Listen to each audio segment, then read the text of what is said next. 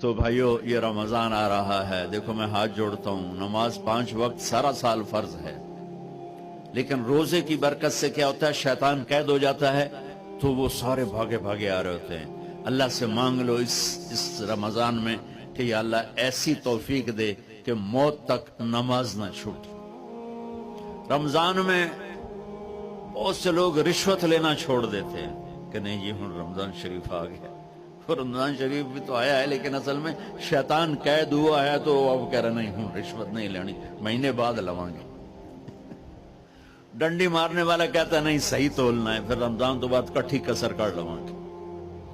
وہ کیا وجہ ہے پیچھے؟ ایک تو رمضان کی برکات ہیں، اور ایک شیطان کا قید ہونا ہے، اور ایک جنت کے دروازوں کا کھل جانا، دوزخ کے دروازوں کا بند ہونا، اللہ کے عرش کا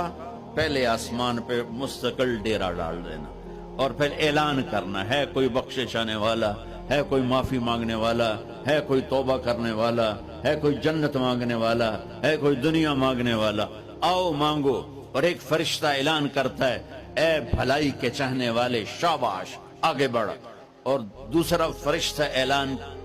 کرتا ہے اے برائی کے کرنے والے بس کر اور واپس آ جا، بس کر اور واپس آ جا۔ رمضان کا مطلب ہے جل جانا،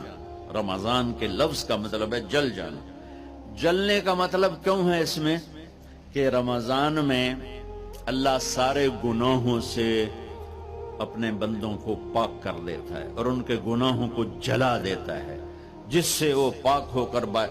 سونا آگ میں جل کے